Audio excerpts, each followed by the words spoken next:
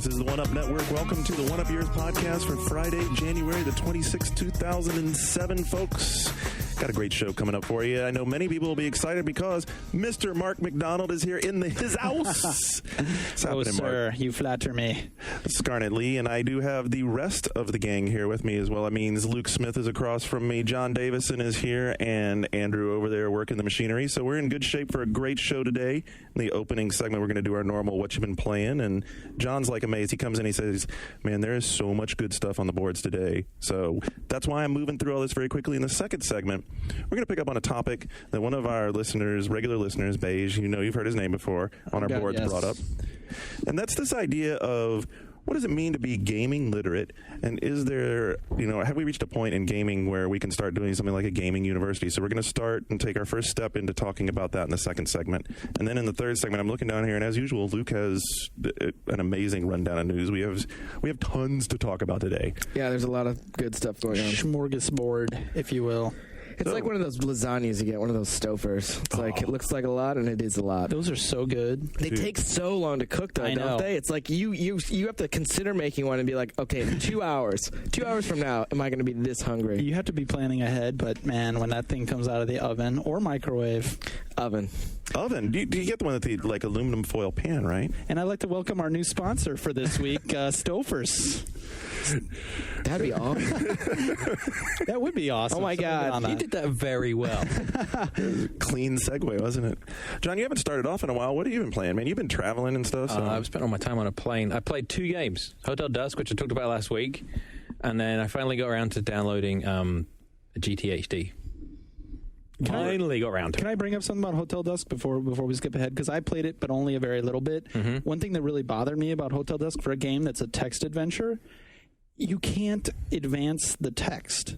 Like it speeds up if you tap on the screen or you hold down the D-pad. But you can't just like show me everything, and it's never as fast as you read. Yeah, and you are a reader. I even just a half an hour into it, that was something that bothered me. That's a pet peeve of mine with a lot of games, but that's not something that really bothered you. I had the same experience this afternoon, dude. I turned it on and did like the same thing. I played like the first section. I'm like, oh, come on, can't I scroll? I'm a little faster. I can read faster than this. It's a Japanese game. It's got to have something, right? I mean, it's got to have something that totally makes it not make sense. Did you turn on your copy? No, not yet. There's got to be some key design choice that they screw up. That's the trademark. It's a hallmark of a Japanese game. And it's just a pet peeve, and it's a little thing, but it's something I thought we'd figured out and long gotten past. I remember Chibi Robo on the GameCube. I had the same thing, and it was a huge problem for me because it was so much text, and then you talk to somebody on accident, and you couldn't just, oh shit, okay, they're saying the same thing, I just want to go through it. No. Anyway. Okay, but other than that, what do you think of the first half hour? The first half hour, I was very intrigued. Like the whole thing about, you know, holding the DS sideways like a book, and the first half hour, granted, not a whole lot goes on, but there's already like a little puzzle that uses the touchscreen.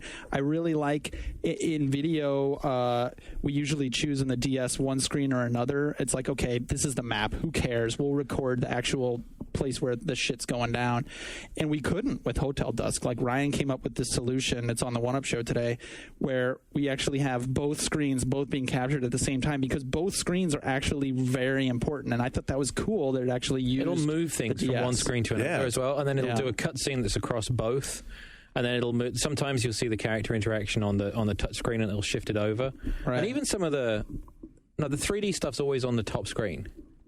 So when you're actually moving around, and the maps usually, but there's a lot of stuff with conversations where it'll flip things around. But even when it's in 3D on the one screen, you are navigating largely using the 2D map a lot of times, and it's so much more than just that second screen has been in so many DS games. It's about 20 hours as well to beat it. Yeah, I heard. And I don't know if there's branching conversational paths, alternate endings. That sort of branches in. You can go down a path where it results in game over and you have to go back. I mean, there are right ways to do it. I mean, there are variations through it, but you can take a conversation so far down the wrong path that it'll cut you off. But it always drops you back. It doesn't take you back to your save. It'll take you back to the beginning of the conversation or the beginning of the scene. Mm-hmm. Oh, that's cool. Like flipping it through a choose your own adventure book. A little bit like that.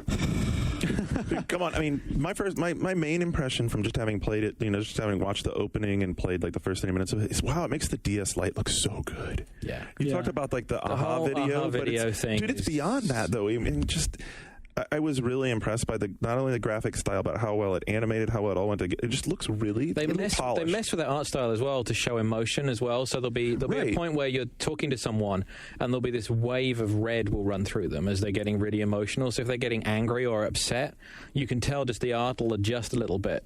So there's a lot of different feedback. It supports Rumble as well. I'm not sure why it supports Rumble. I've not tried it, but if you have the DS Rumble pack plugged into the GBA slot, it does.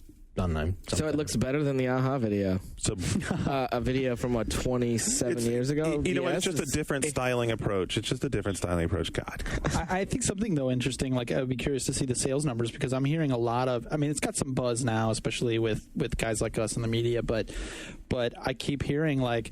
Stores getting 2 copies, stores not getting any copies. I called around before I blogged about it last week, and the most I heard from any store was 2 copies. And like a lot of the GameStops and EBs, the guys behind the counter were saying that they wanted them. I gotta give that Hotel Dusk when it comes in. Is that your GameStop employee? That's how they sound. Yeah, that's how they sound when I hear them. It's like a filter. All right, so we did Hotel Dusk. Obviously, we love it a lot. What was the other game you were playing? GTHD.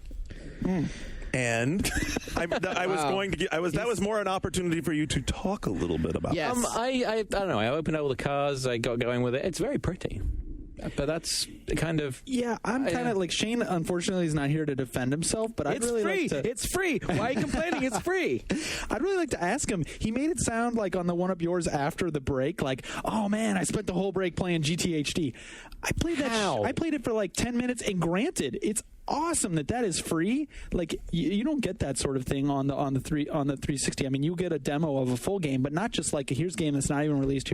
It's very cool. I downloaded it. I'm happy to have it. It's a great way to show off the PS3. Yeah, but I played through, and you go through the time trial. I beat every single one first time. Yeah. So you're looking at less than 2 minutes for every one. You do that. So you play for 20 minutes, right? And you've unlocked every car, and you've unlocked the what is it? The drift trial thing.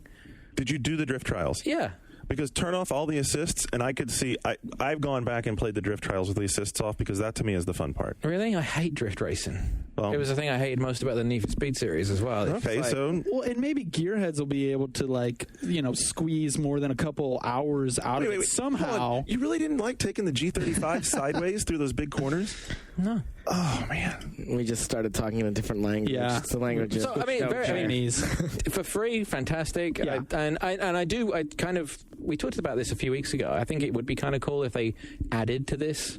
Well, my whole point is, as somebody who is not predisposed to really being huge into a driving game, which I don't think Shane is either. But it came out anyway, on a Sony platform. He likes it. But it didn't. It didn't last me that long. I saw the level. It was cool. I tried to run people over and did all that kind of fun stuff. And then replays, it was like, the replays is if you want to just sort of sit back and go, right. This is why I spent $600 on a PS3. You could do that with the 300 trailer though too. As we did that. We did that on during the Colts game. Yeah, it was which is awesome. If you haven't downloaded it right now, oh my god, it's in full HD. 1080p. So we watched that's the reason to get a Blu-ray player, kids. That's right. Yeah, I had to say that has become. I really. This is I'm admitting this now. I didn't think I cared about Blu-ray. I care about Blu-ray now because I got a brand new TV, also a Sony TV, and now it's like Scanner Darkly I want to watch, but I'm not going to watch it until I can see it on Blu-ray. What's your TV like? Tell us a little bit about your TV. It's pretty awesome. It's a 60-inch SXRD. It's like their new one. It came out last fall. Fairly affordable, not too bad. It's ginormous. It was awesome watching the Colts game on it. The football, yeah, it was really incredible on it. But I have to say, I definitely now do appreciate. I wanted we watched that 300. I showed it again to my girlfriend after you guys left. I was like, oh, you have to see this. It does make a difference, and I didn't think it would, and it really does now. If I have the choice, I definitely want to go for Makes Blu-ray. a difference compared to HD DVD? No, it doesn't. But I don't have an HD DVD player, and I'm not going to spend money on that. But because it's built into the PS3, now I'm happy to have that. So now when you buy movies, you're always going to buy Blu-ray instead of DVD? If I have the choice, I definitely will. So is it a big enough choice that I will wait for the Blu-ray version? Not always. There's Scanner Darkly I don't have to see today, so I'll wait for it. If there's a lot of new releases are coming out on... Scanner Darkly right now in 480p is sitting on the 360 Live Video Marketplace. No, I didn't know that. Yep. That's like 600p too little for you, right? That's right. I'm just saying, it's sitting right there. Have you downloaded any of the high def trailers off of 360? I have, and I've comparatively to the 300 thing. It looks good, but there's a difference. Tangible difference. With something like 300, I mean, it is all visuals. So like that is a movie like that's made for it. Some movies I don't care. I mean, like Talladega Nights, like. Yeah, in 300, the scene where all the arrows are coming over, I mean, the higher the resolution, the better. It's ridiculous. I think that part of what we're getting excited about there is that was a really, really well-crafted demo, and there is stuff that's high def in trailers that you can download off 360 Marketplace that you get the same effect. No, listen, I mean, I mostly on this ridiculous huge TV, most of what I use it for is I watch TiVo, which is like worse, looking than normal over the antenna signal, but if I have the option, it's incredible. And for certain things, I just would love to see in full like Blu-ray. I'm just saying, it's more than I thought I would care about it. So it worked. They snuck it in. I think it's really weird because I did like a little test. I watched. It's a terrible example. Oh God! Wait. Before the romantic comedy. It's because it was one of the titles that was sent. No, Tokyo Drift. Oh, and come on, Garnett. You love it. Admit it. The HD DVD version of this has DVD on. It's a flip disc, so it has DVD on one side, it has HD on the other side. That was the DVD they used to demonstrate HD DVD in Tokyo. Do you remember that show, American Gothic, the one with Gary Cole in it? Yeah, absolutely. The main guy in Tokyo Drift is the little kid from that show. Wow, interesting, bizarre trivia. Lucas Black. Wow. A bit of trivia there. We've now gotten really far away from what you've been playing. Let's get back to what you've been playing. Yeah, back to what we were playing. That's it. You've been traveling. I've been traveling. Hotel Dusk. Hotel Dusk is a very good game to travel with, particularly on a plane if there's a lot of turbulence. Get wrapped up in it. But you can play it one-handed because you don't actually. There's not much where you actually have to touch the screen. Some of the puzzles require you to do stuff, but a lot of it you can. That was served right up to Luke and he ignored it. So you can do a lot of stuff like you can speed the text up if you tap the D-pad. It makes it run a little faster. And you can navigate the map with the D-pad and stuff. But for sitting on a plane, it's good. Luke, what have you been playing? Get it out faster by tapping on it. I was going to say. Use the tip of your finger and just twiddle it. Just twiddle it a little bit, and it gets it right out there. A circular motion. Oh, God. Counterclockwise swirl. Next thing you know, he'll be licking the alphabet. Counterclockwise. All right, go on. World of Warcraft. It was a Seinfeld episode. That's right. So, yeah. Wait, Luke has fallen back to the dark side. Yeah. Lots of it. I can bear witness. What level are you now? By the time this is on, probably 64, I think. Respect. Yeah, respect my shaman, completely away from the build that I used for raiding and then the build that I used just to goof around, and now my character's a god in greens. All my raid epics are put away, and I'm speaking in foreign tongues. The fuck are you talking about? You're in green. Here's the practical. Here's all you need to know. Like your instant messages to Luke, there'll be a little delay because he's playing Warcraft while he's talking to you. There'll be a little. Not at work. What does in greens mean? Okay, well, there's item level, like item classes: greens, blues, and purple and orange. Orange is like the best, and it's like the rare. fucking lucky clovers. Yeah, blue stars. And purple are all like epic items. Blue are like superior, and green are good. So green are kind of shitty. So if you're in all greens, it's like your gear's kind of And it's like, since I have all like raid epics for other stuff, I'm trying a whole different way of playing my character. So I have all new shitty gear. But he's still a god. Yeah, I tried to understand that, but I'm still on the list. I mean, for those who actually do understand and want to hear more, the One Up Network, just the One Up Radio, has a new podcast focused specifically on World of Warcraft, and it's called Legendary Thread, and it's coming out every Wednesday now. So well pimped, sir. Yeah. So is there some kind of babblefish I can shove in my ear to understand? Well, I don't know. Like today, before we were going to lunch, Alice, Matt Leon's new previews intern, and I were talking about it, and Skip's eyes just started to glaze over as she and I were talking about her guild's progress and my guild's progress, like pre 2.0, which is like pre the Burning Crusade. I didn't know she was. She's a huge. She's over 62. Hardcore into it. Wow. Like we're pretty much in the same area right now, so we just shot the shit about that. So that's what you've been playing. It's the only thing, yeah. Yeah. Sorry, video games. Drawn back in. They keep pulling you back in. Got a little extra free time this month, you know? Maybe play some World of Warcraft. You know, I actually had some time this week to finally, I've been talking about it on the show before, I finally had time to dig into Supreme Commander. And you know, that's another PC game, a real-time strategy. And we actually saw Chris at that Vista event earlier this week on Tuesday when he was there. A bunch of guys. They had a lot of guys. Microsoft really rolled out like the heavy hitters. They had all the guys there, of course. Mm-hmm. And I mean, the thing about Supreme Commander that now that I've had time to get into it is not only is it like Total Annihilation, I'm sitting there playing this game and thinking, I don't just need an upgrade to my PC. I need to be able to like add a quad core to the back of my head to be able to keep up with the game. Doesn't it support 2 screens as well? It so does. You can play from satellite view and on the field at the same time. Not only does it do that, but it also has, you can hit the home key and it splits your screen into 2 screens. And the mini map is also, this thing, you could run so many map versions of what's going on. It's unbelievable. You need to. I was actually, so I'm in like the 3rd or the 4th mission of campaign, and already I'm to the point where I'm running literally 5 theaters of war at once in the conflict. It's sick. I'm trying to keep up with an air battle over here, a ground battle over here, sea battle over here. My base is being attacked. I'm launching an attack over here. I told this to Chris yesterday, and he was like, "Really? Are you reviewing it? Where should I send the hookers?" It's so Chris Taylor, right? He's like, "I'll send the hookers." But, You know, That doesn't actually happen. no, it doesn't. No, We it joke doesn't. about this, but the hookers never come. They're always like, yeah, we tried to get there, but we just couldn't. Your neighborhood is sketch. Serious strategy buffs, I think, will be into it because it is like Total Annihilation cranked up to 11.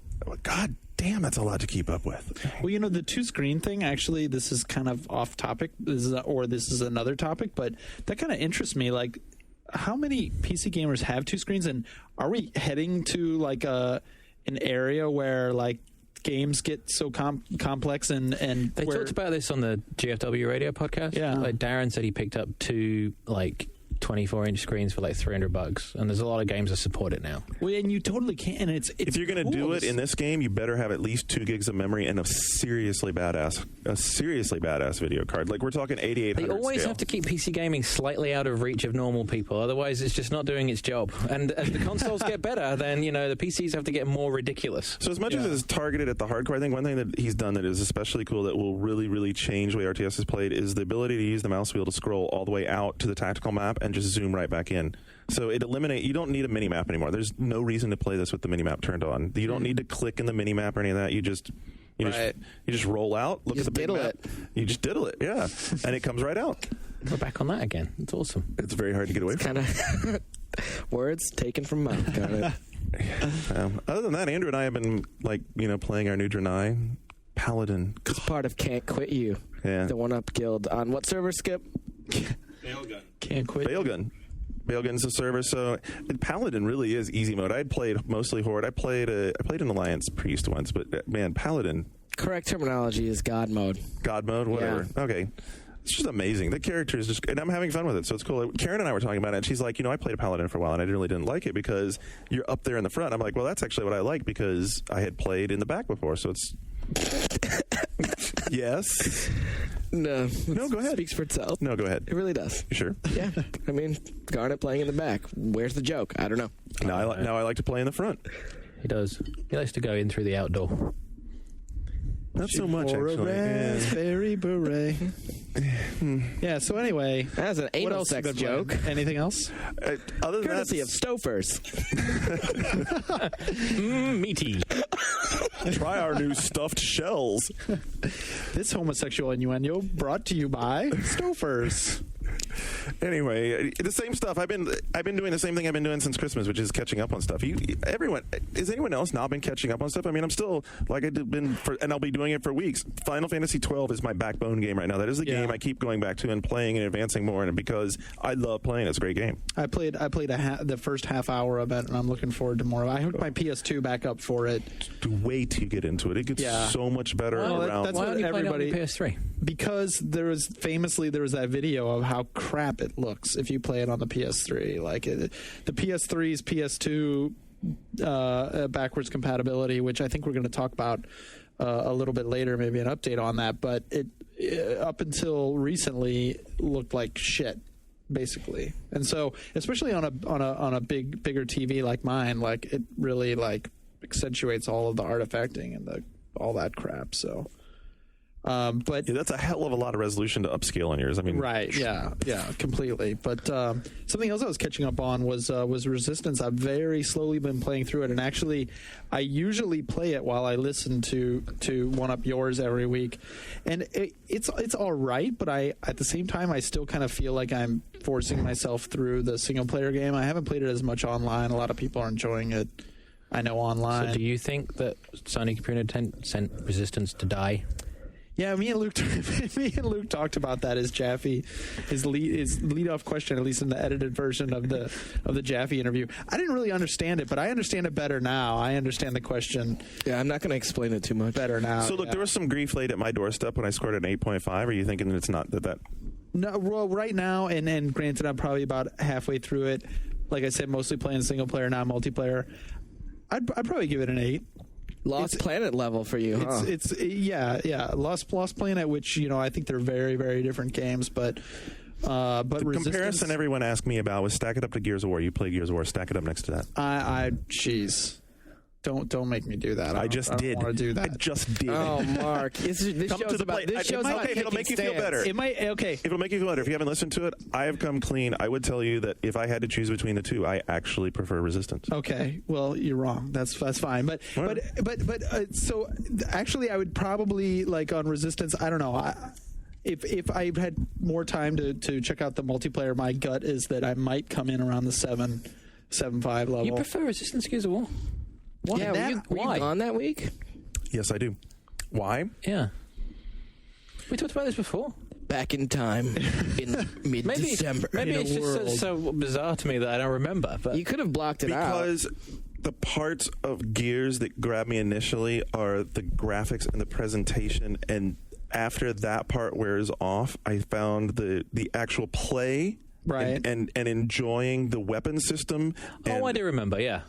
Okay, so I could give you the weapons are better. And it's and I'm telling you, I would score them identically. But if I had to, it's like I had the two of them sitting right there, neck and neck. If I had to pick one in a photo finish, I would take Resistance because I would prefer going back and playing more of that now than I would Gears, because there are parts of Gears, particularly this freaking howler. single player. Yes. Okay, so And multiplayer is still broken. There's no ranked team play. yeah, but that doesn't mean that multiplayer is broken. Yes, it does. Oh my God! Yes, it fucking does. Second, winding up the pimp hand. Let's go, Mark. No. Tell me why it's good. Tell me about your 7 friends that you play with. Let's Exactly. go. So I'm not saying that it Great wouldn't competition. be better if you had absolutely should have that. Would be way better with that. But are you It's telling okay, me I'm Cliffy, playing you with kiss good. I love it. if it's like people say with Resistance, yeah, sure, if you find 24 of your friends and they all happen to be using voice chat, then it's a great game. I'm sure it is. That's really hard to set up. I would go further than that and say if you could find 24 friends that you have that bought PlayStation 3s.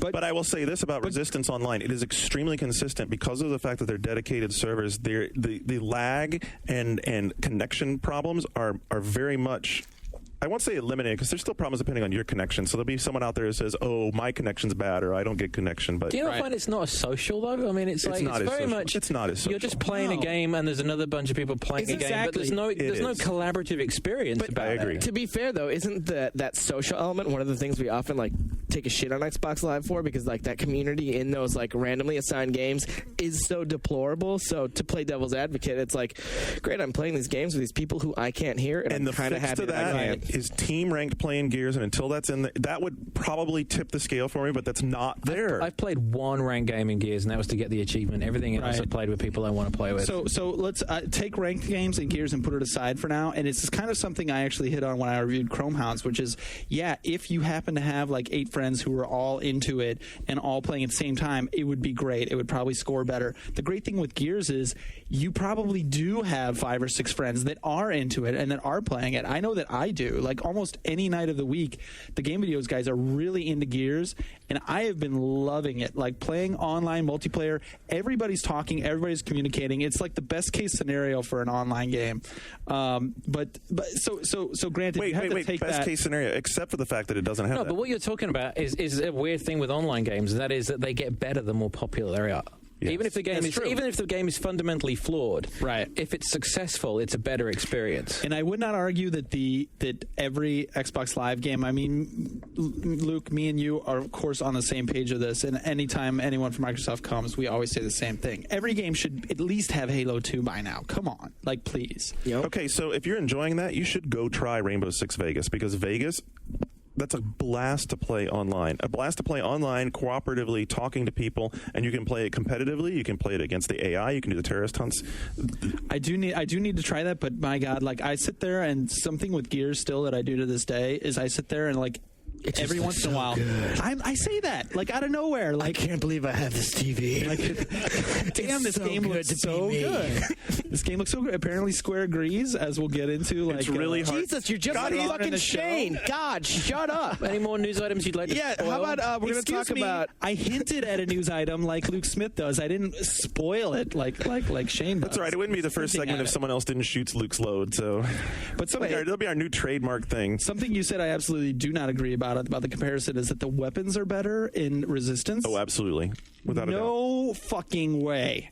Like, don't mistake like a little like 5-year-old's drawing like, whoa, this gun shoots like 600 things and they all fly around and do that for like I think Resistance is a case study in how much weapon design matters. That gun that you start off with, the little that Resistance. thing. You're right. Exactly. Right, Resistance. It has no weight to it. It feels like you're not really shooting anything. It just feels like a little carbine? like poo-poo gun. that word's carbide. It has no. It's just not. I'm not feeling it. As quick as I can, I switch to an Is that actual just because bullet there's no gun. feedback?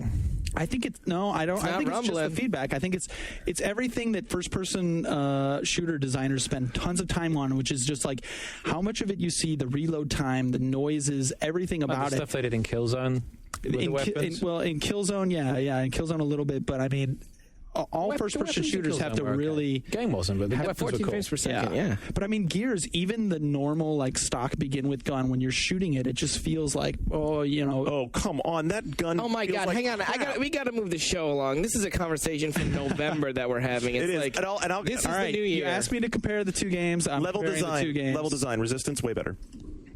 I don't know. I haven't made it through enough of either game. Probably. both need to Oh stop my now. God! I'm so We sorry. cut them off. Yeah. Cut off. How are those Fine. message boards? Those you said they were active. They were very active.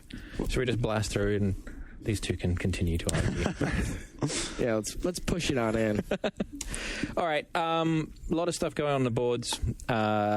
Phil Chill had a very successful thread going on. Game ideas for live arcade. He actually admits that he stole the thread from Uncle Gamer.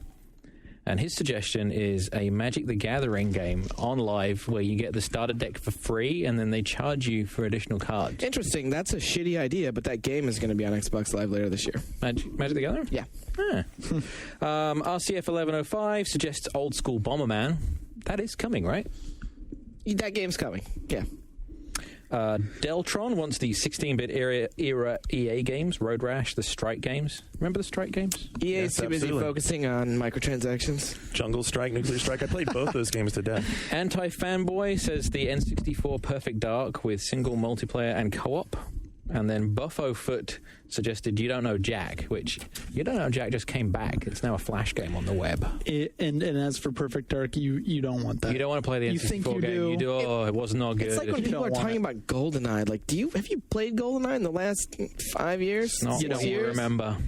You want a game that has all that options and functionality that doesn't look like that is what you want. I dug it out when I did that Rare retrospective. Yeah. GoldenEye. I don't know. Yeah. Yeah. And 64 games do not. I remember we used hold to, up. when we were on EGM, we used to go nuts for playing 4-player split screen stuff. Oh dear, does Man, I not don't- look good. I don't think Like that, Nintendo's oh going to run dear. into that not holding up thing again with the Wii.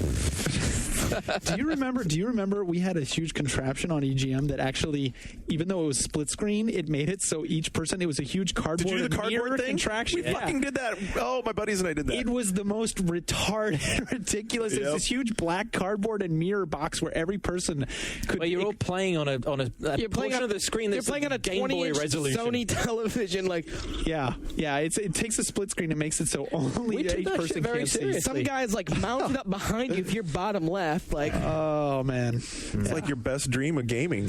never again. Now, I've bitched about Castlevania a number of times, but people finally picked up on it. There were 2 threads. Bewarewolf asks, does Castlevania need to evolve? And argues that it has been evolving, just not into 3D. A lot of Symphony of the Night talk. Liberty Cabbage, which is an awesome name, suggests that if they took it in a Gears of War direction, not Gears of War, God of War direction. Yeah.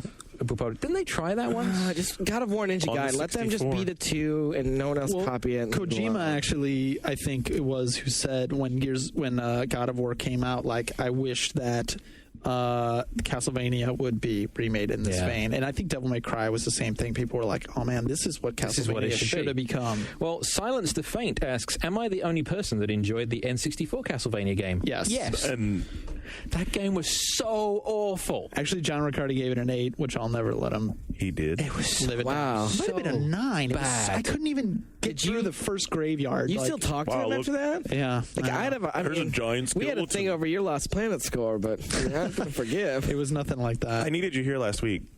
I know. They were down on it. You said that on Saturday when we were having drinks. You were like, you guys, On Lost I wish I Planet. was there for Lost Planet. Yeah. I'd be taking care of it.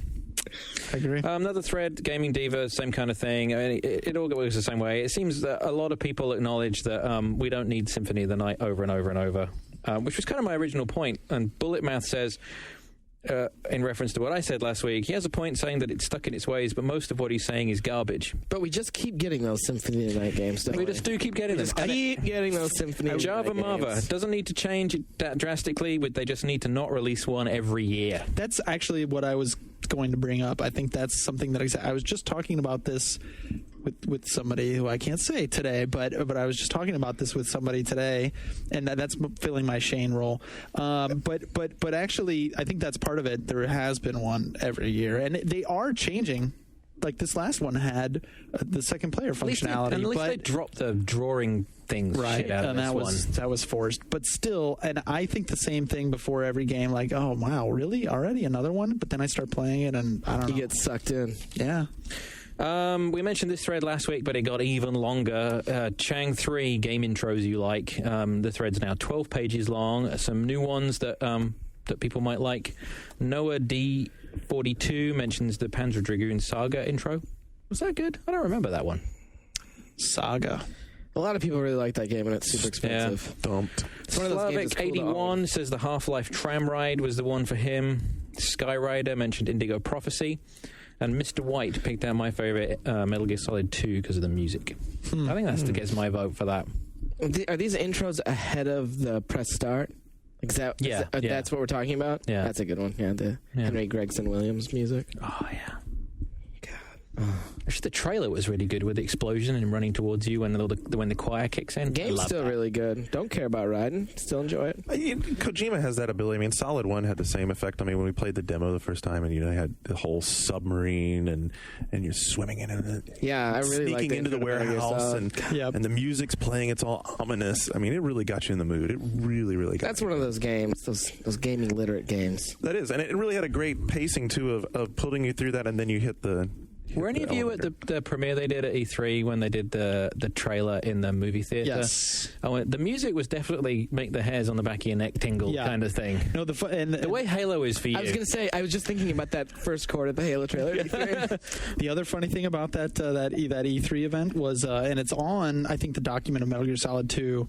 They filmed it, but Sam Kennedy, One-Up's own very own Sam Kennedy, after it happened, stood up and is like, yeah! And it's like, nobody else stood up. It was a one-man standing ovation. He was very happy about it. He very kind of quietly, and then slowly, embarrassingly sat down. That's awesome. It was funny. Frothing demand. What else you got there? Beige started a thread. Post here if you'd like to show your support for developer interviews and talky bits on the podcast. Thank you, Beige. That thread's still empty, right? No, there's a lot of people that jumped into it. Fiend Wager got a lot of support when he suggested that maybe don't have them pimp a game, just bring them into the general discussion, which I kind of like that. Yeah, I kind of like that. And then Panzer Mega had a suggestion of breaking out the interviews as separate podcasts and not having them in the show. I don't know about that. Maybe if there was an interview series or something like maybe inside the developer studio, maybe that'd be appropriate. But that segues nicely into a very I guess, helpful thread for us if we ever choose to go down I this think I path. know what you're going to talk about. Yeah, the what 5 people do you want as special guests? I really like this thread. Top 5 from Liar Paradox at number 2, Skip. Aww. Nice. I said this week, because we didn't know if John was going to be back, I said, we'll still do the show. It'll Just be do Skip Skip and Mark. And he was like, nope. The Bungie guys come up a lot. Tim Schafer They'll comes be up back. a lot. He'll be here. Yeah, what happened? Wasn't Tim Schafer? He was going to do it. He was going to do it. Then we all stopped playing Psychonauts. We didn't make it through Pile of Shame. And then we just decided to sort of wait until we could talk about A bunch of people said that they want Shiggy, which I don't think would be a good idea because I don't think his English is that great. I don't think we'd be very good with that. how do you ask a smarmy question to a translator? You really aren't going to get it across. I'm sure you'd find a way. The funny thing is, when you interview him, they never translate any of the questions. His English is good enough, but he's embarrassed about it. So, yeah. You just get yes or no answers. Oh, great. A few people wanted Reggie, but a lot of people want Peter Moore. Yep, Yeah. we do. We want Peter Moore. We want to sit down with any of the student Yes. execs. A lot of people want Phil Harrison. Yes. Yes, love Phil. Yes. Good friend of mine, Phil. Harrison. Insane Cobra had a lot of suggestions. Tim Schafer, Ron Gilbert. That would be kind of cool. That would be kind of cool. David Braben. I don't know about that. What about Warren Spector? I'd like him. That would be good. Jeff He's Minter. really Jeff wordy. Minter would be cool. Jack Thompson. No, probably not. I can't believe you said his name. We have a thing. Shit, we have a thing. We don't have we're going to beep that out. Thanks. Take care of it. in Peter post. would be fun. Who? Peter Molyneux would be Peter fun. Molyneux would be fun. Every time I talk to him, he's very easy to get off of just selling a game and into all kinds of interesting design. Understand, Garnet. This is the most ambitious thing we've ever done. That's right. And let me show you this picture. So we were designing this level over here, and He could draw a picture on a napkin and convince you that it was going to be the best feature ever. Yep. See the way these legs have spread for the birth. It's going to be a live birth in this game. You're going to actually witness it and participate in the juices. It's going to spray out of Xbox. Okay, and moving on from that, David Cage. I think that's the that would Indigo be- Prophecy guy. That would be cool. I was going to say, was he one of the guys in Mortal Kombat? Yes. Johnny, his brother Johnny. Cage. The Johnny Cage. Okay, cool. He was a palette swap. I wanted to make sure. Johnny Cage. David Perry. That was another suggestion from Insane Cobra. He's working on that MMO for Acclaim now, right? Yeah, Yeah. 2 moons. That would be a what the hell have you been doing for the last 3 years kind of conversation. Ken Levine, which is one that we're very keen to do.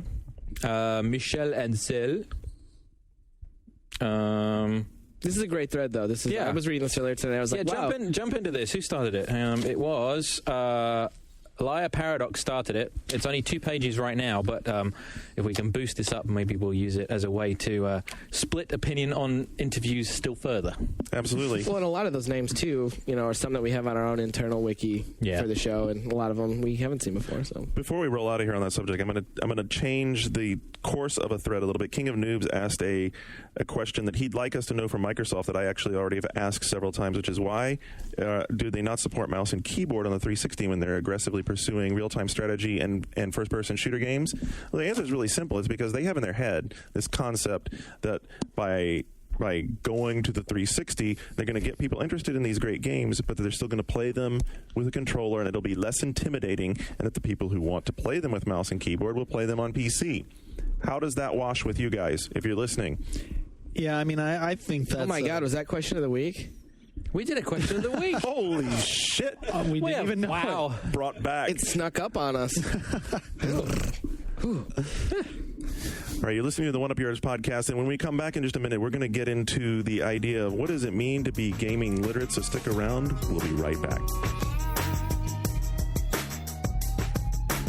You're listening to One Up Yours, part of the One Up Radio Network.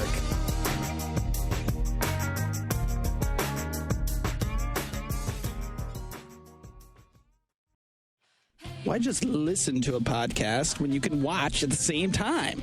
Why? Check out The One Up Show, for example. TheOneUpShow.OneUp.com. This week we got NBA Street Home Court on the 360, Insects Infestation, a new PC mod you probably know nothing about, but probably should, Lunar Nights on the DS, and also Hotel Dusk. Hotel Dusk. That'll make sense when you watch the show. Check it out at TheOneUpShow.OneUp.com.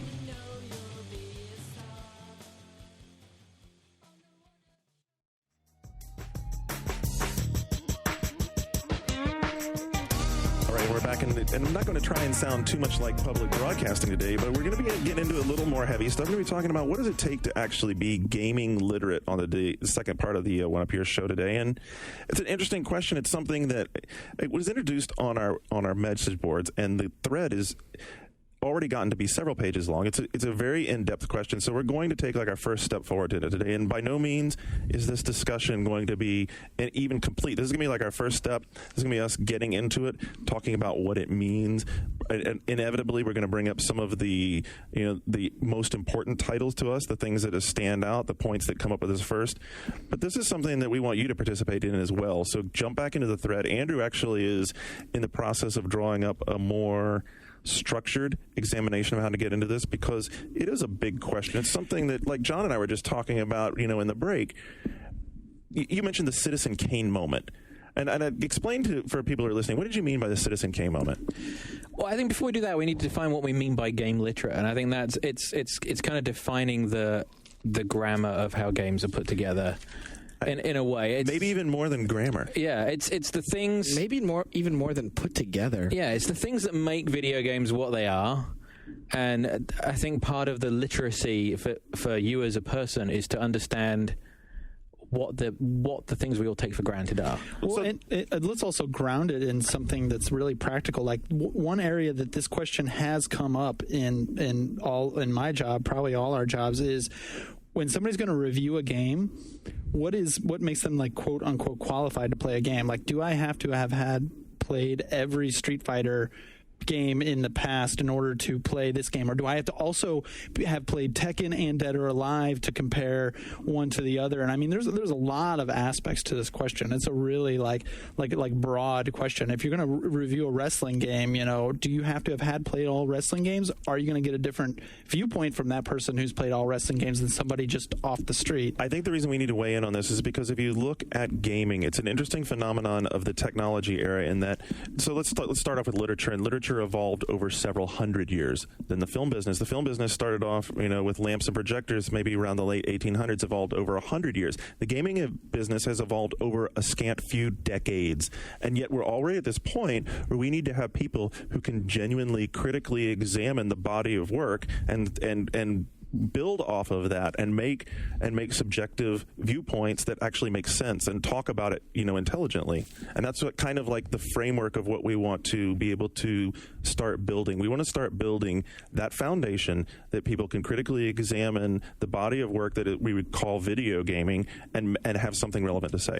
Well, you mentioned the Citizen Kane moment, and I think it's a little more complex for video game. I think most people, when they think of Citizen Kane as a movie, they're thinking of how strong the narrative is and how strong the direction was, right? You went to school and did film. Yeah, I took a ton of film stuff in school. Yeah, you did the class where you didn't have to do anything, right? Yeah, it was the class. It was like gym class. That's how I described it to my film major friends. I was like, this major is gym class. This is easy. Of course, I was an English major, which was like, home economics.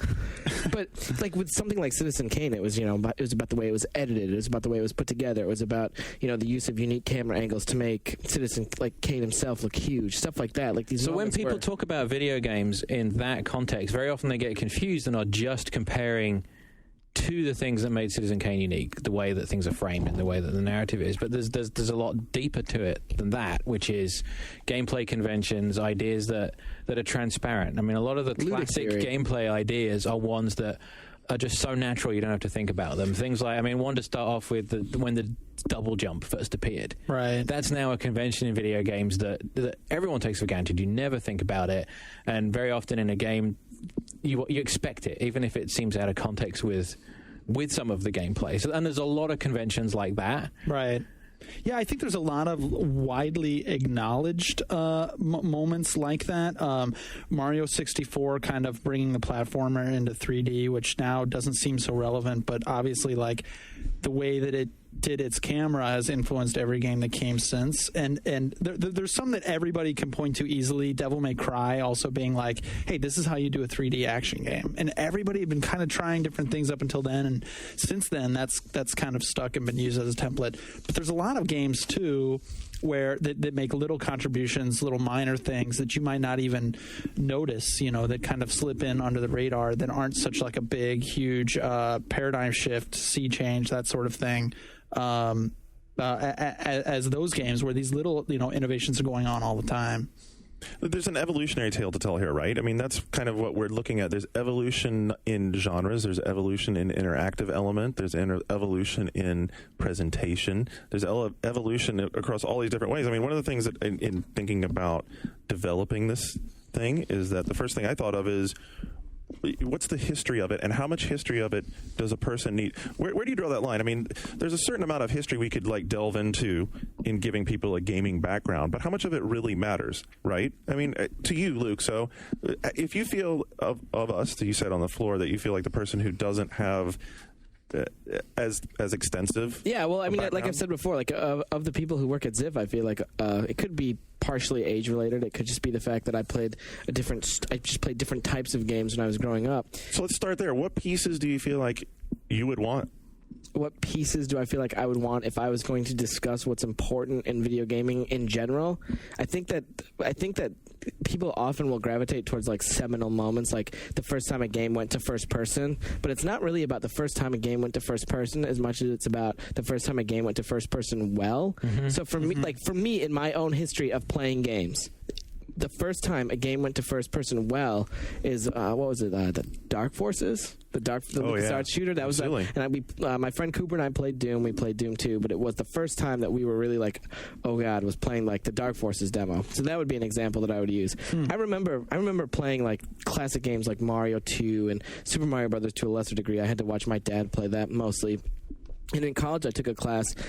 We had a class at Michigan on video games, and we went back and looked at. Wow. We went back and looked at stuff like Atari stuff. And what's the Atari adventure game that everyone knows about, where you're like a little Adventure?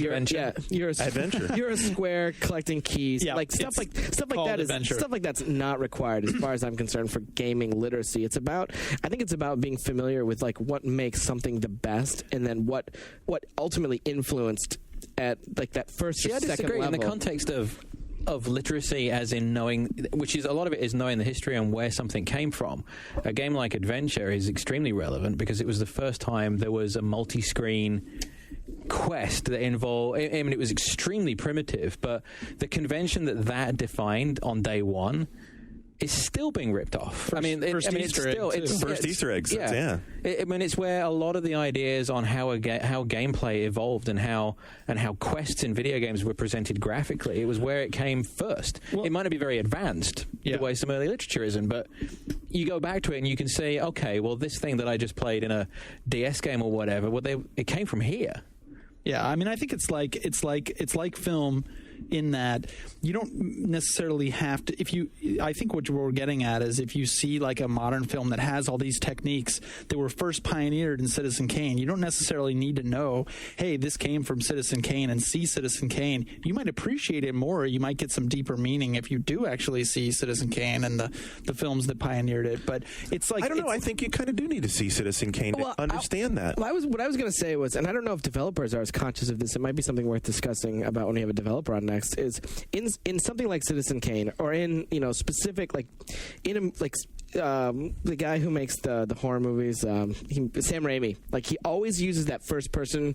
He'll go to like that first person mode, and that's a very Sam Raimi thing. So if someone else does it, it's either like an homage or it's just like a straight up like, yeah, we're giving credit to Sam Raimi and we're aping his shot. Now, are people in video games and in video game development doing the same thing when they're referencing, like you were talking about the language of quest, like you were just talking about the language of questing and like the visual? Is that referencing Adventure? Or You is that sounded just a little taking the mechanic? derogatory. You sound a little derogatory the way you say that, but I mean, I said homage. What's derogatory about homage? No, well, but you said aping, and so I think that maybe they're not aping it. They're just they're saying, I mean, Sam Raimi developed this tool that works, and so now other people are going to use it. But in film, there are so many times where shots are specifically recreated in one movie that you've seen in another film, and that's a little different. Yeah. So, but our developers is this part of it? Are these design choices? Are these homages, or is it just like Adventure presented it the best way, and we're evolving it? That's what it is. I mean, if you get an honest developer, the best honest developers will tell you, like, yeah, this wall hugging, this like a lean control mechanic was done really well in this game, so we kind of took it from that, and we took this from there, and like all games are like that. I mean, Gears of War Cliffy might credit Resident Evil 4 with a lot of stuff. The Resident Evil 4 guys might credit Splinter Cell with like some of the stuff and their aiming and stuff like that. Like it definitely everything feeds off of everything else. If you get an honest developer, a lot of them don't want to acknowledge that we thought this up. This wasn't ripped off of this because they did it well. No. We just like came up with that. But, so is game literacy then like grounding in as far as we're talking about it and what you guys are trying to discuss? Is that grounding in those like core principles? Is that what you're hoping? I think so. I mean, one of the criticisms of the thread is it got to its like 10th, 11th, 12th page was a lot of people were jumping in and essentially listing their favorites as opposed to games that did something first. I mean, the thread when Beige started it, he was trying to equate it to an English course reading list, where here are all the things you need to have read to have understood the way literature has evolved. And to take that and put it into gaming, it needs to be a historical journey through video games where conventions and ideas that are now taken for granted were introduced. So you go back through classics. Unless we carry it too far down this is my favorite game ever sort of thread, the games that are evolutionary to the world of video gaming are not necessarily best games. Some of them are actually crap. I mean, there are games that have evolved mechanics or have evolved storytelling. Yeah, and actually, like to take this maybe back a little bit from like being too academic or strokey chin, like something I was just thinking of was like Myst. Like the game Myst, I just found an old Wired that profiled Myst. Myst was the biggest fucking thing in video games ever. So boring. It was so huge. It had sold so well. Well, it was a perfect storm of hardware and new technology and the CD-ROMs and picture world. What the fuck? Did anyone here actually play it? Yeah, no, I did. Did you like it? Cooper and I played the shit out of it, man. I did too. So A, what was so cool about it, and B, like where did it go? Because it seemed like where it is Myst now? is the thing. There's an MMO version of it on GameTap. It's the game that because it went to Ubisoft. Yeah, They finally did that? Ubisoft canned it, and Turner picked it up, and it's coming on GameTap. I mean, the reason that I think applies to this conversation is that really was an apparent. This is the biggest game selling ever up until except for Doom up until now. This is the way games are going. It's going to be this weird adventure-y aspect thing, rendered graphics, not whatever, and then it just completely died. I think one of the things about Myst, and you could sit there, and it was one of the first games where you saw adults playing it because you could feel smart playing it because it was logic puzzles, it was intelligent, it was presented with... it was random clicking on pretty graphics, as far as I could tell. So where did it go? Why aren't there 100 like evolutions of Myst now? Like the Myst genre? Well, we've talked about that before. For me, that's a very simple question because that degree of puzzle and interaction and engaging, your cognitive side can now be incorporated into games where you're actually playing and interacting in the world. And you don't need to have a freeze frame world. The only reason it was a freeze frame world was because that was the technology could do. So you think other games caught up with the complexity of Myst or something and took the reason for it being away? Like I don't think many of them have done it well, but we talked about Indigo Prophecy earlier, and then that to me is a game that absolutely has to be in this course syllabus. That's an interesting way. Let's call it a course syllabus. That's a game that has to be in this course syllabus because that to me is a game that harkens to this is the new way to do an adventure game. It draws you into the game. You're actively engaged in playing it. I want to interrupt because in order for it to be part of the course syllabus, and you're talking about a recent game, then in order to flesh that concept out reasonably, it'd be the equivalent of in a film class watching a movie from, like, say, watching Blade Runner. Right. I love that movie. What precedes it? What's influencing it? Where are you beginning then? Because before we start like painting the shingles on the roof, there needs to be a foundation. You're right. There needs to be a basement that needs to be built. What's the jumping off point?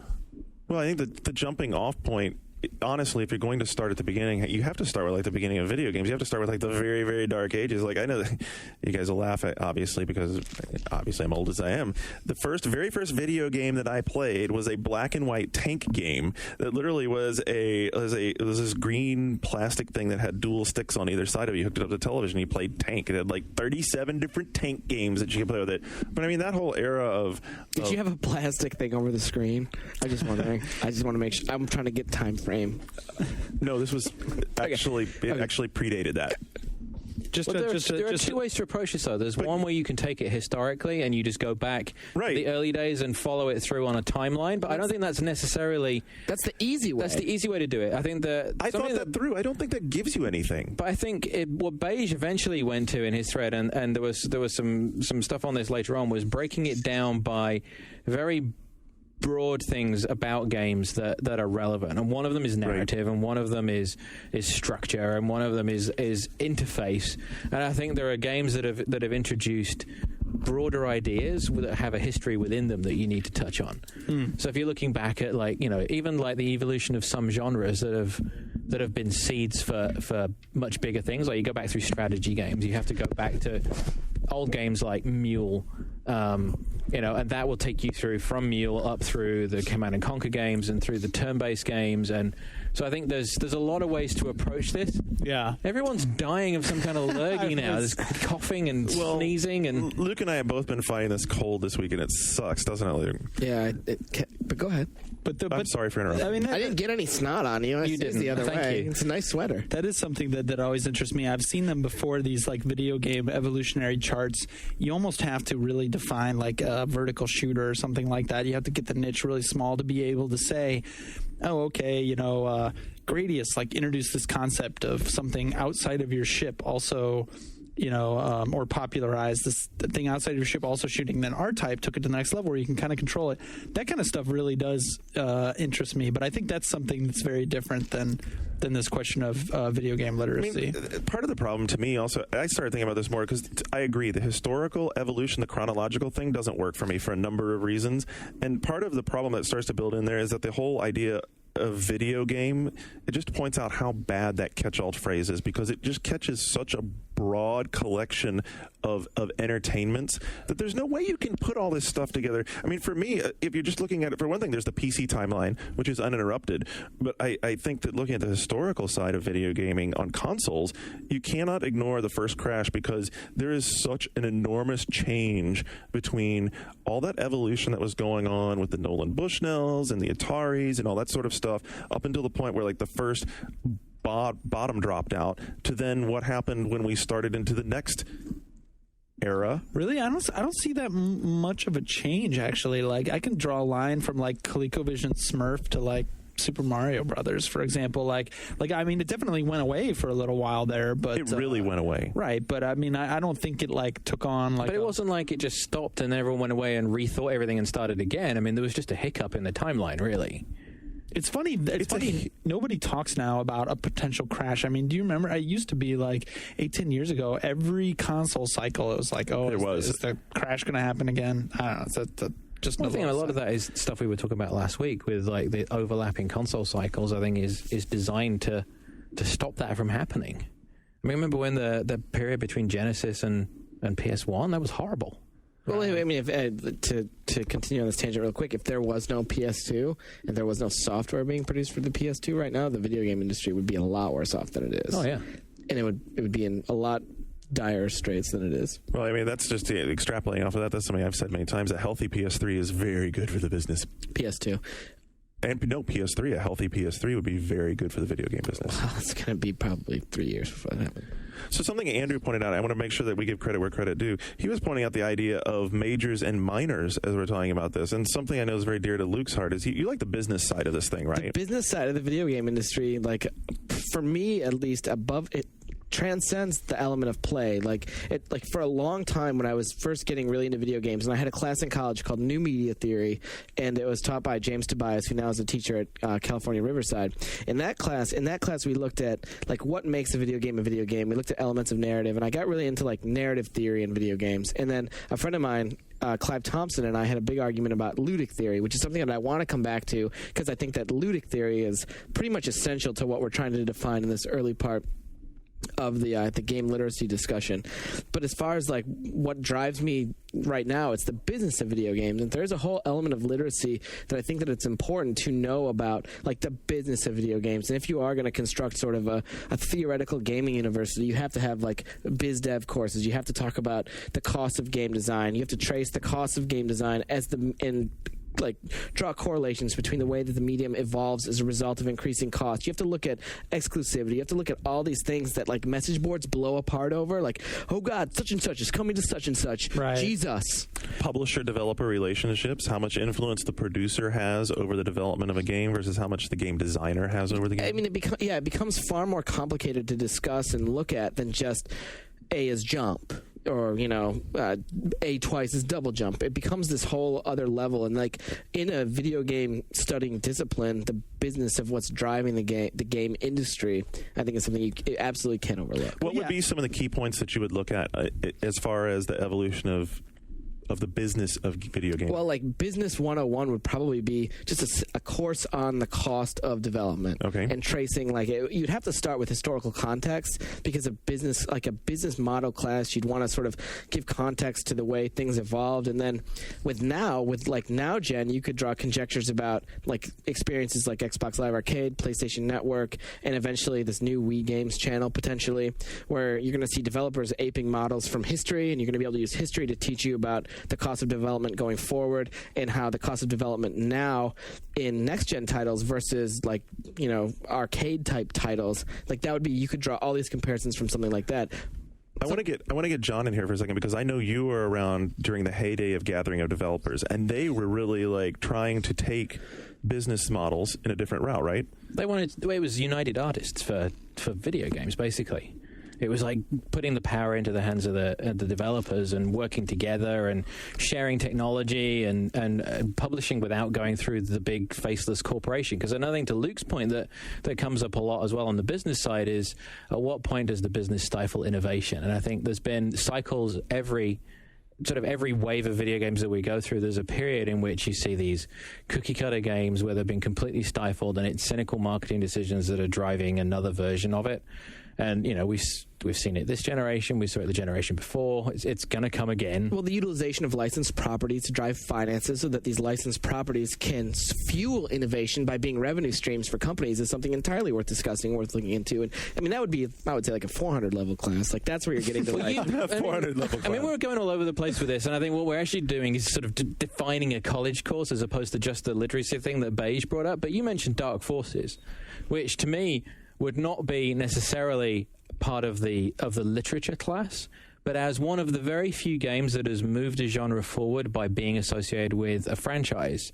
It's a good example of that because it had Castle Wolfenstein and Doom and a bunch of other stuff before it, and it was built off the Duke Nukem engine. Yeah, Unreal or Ultima Underworld, like Dark Forces, that's in the licensee class. No, but what it did was LucasArts was able to establish the first-person shooter genre through Star Wars to people that had never tried Doom or had never tried these other things, and it's probably how it got you, right? It's absolutely how. So in that respect, Dark Forces was build engine.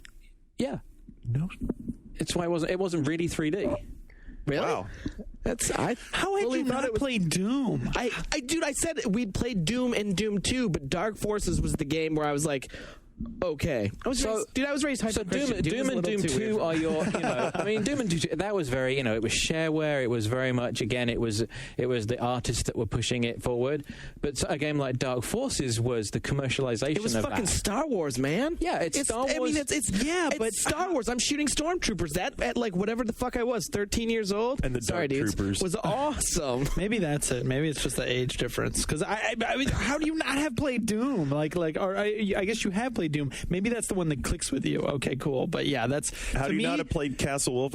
Yeah, I mean, to me, it's like, okay, here's a nice little refinement on Doom, and yay, the stormtroopers are here now. But other than that, no innovation, no significant step forward. That's the thing, though. When you're thinking about like gaming literacy at this point, if you are sort of constructing this as a university and a college like metaphor, you're gonna have to consider like, you know, college age people.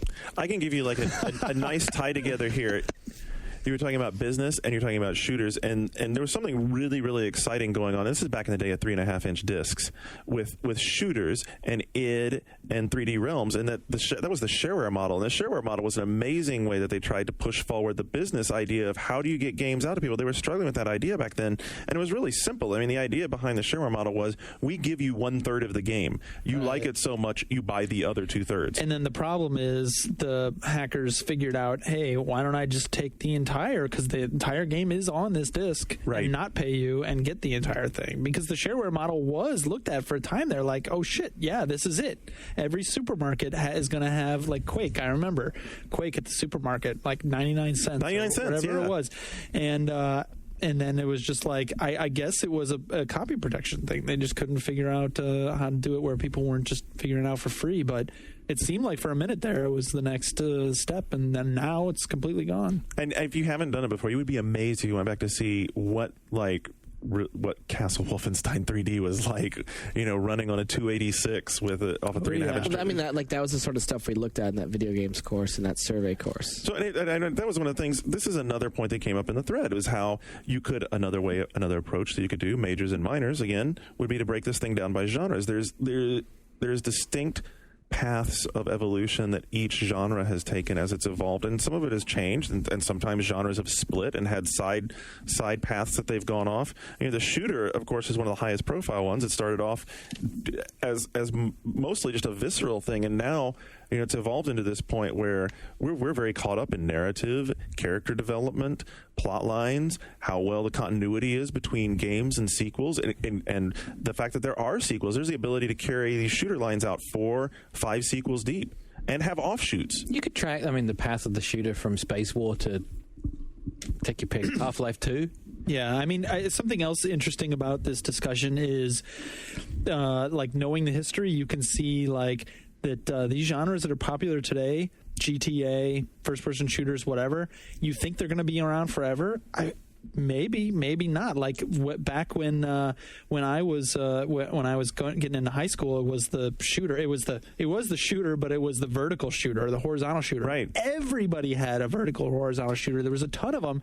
It's basically gone. Now they're looked at as relics. They become become these coveted archives where you're like, oh god, Treasure's working on a new shooter. I can't fucking wait. I can't wait. Oh god, great. Another thing with 1 million bullets. I mean, exactly. But they become these sort of like coveted, like you crave them, you lust after them, because there's only a handful that come out. But what you're getting at with here is that, they say there's only basically 6 basic stories and everything's a variation or a mashup of them. It's kind of like that with games as well, and that there are only a number of fundamental ideas. And you brought up GTA. GTA is a mashup of a number of other styles. It's an adventure game and a driving game and a shooter mashed up together. So perhaps the way to define this class is to identify the 5-6 roots of video games. I mean, what would they be? Ludic theory, like we talk about. I mean, it's like the core of what makes play. Right. I think you should step back for a second and explain for everyone who's listening what you're meaning by ludic theory and what it entails. Oh, I don't know that I'm the right person to explain So that. just by what you're using it, just in the context that you're using it here. Ludism, as I understand it, is pretty much the theory of play. It's like Clive Thompson from Wired and I have gone back and forth about it. It's what makes play. In a space, what are you doing to influence that space, and how is your relationship with that space changing, and how is that relationship you're having with the space changing you? Yeah, how does it bring out those responses in you that makes it play? My new games journalism alarm part of my brain is starting to go off. We're not getting all insert danger, credit, I swear. danger.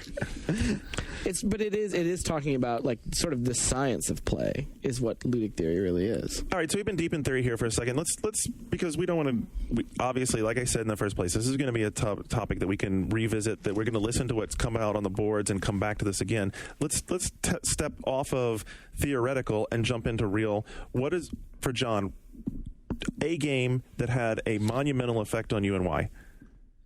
Oh, God. Well, last time we had this conversation, I brought up Star Control 2, so I'm not going to do that one. I think Mule had a huge impact on me. Do you remember that? Absolutely. Of course I do. The other guys aside, are like, I don't. I think Mule was made by a guy who had a sex change to a woman. I think so, Do you know about that whole story? Yeah. Anyway, I digress. Continue. But Mule was a strategy game. It had there were trading elements to it. It did some interesting things with graphics at the time. It supported 4 players, right? It was a 4-player competitive game.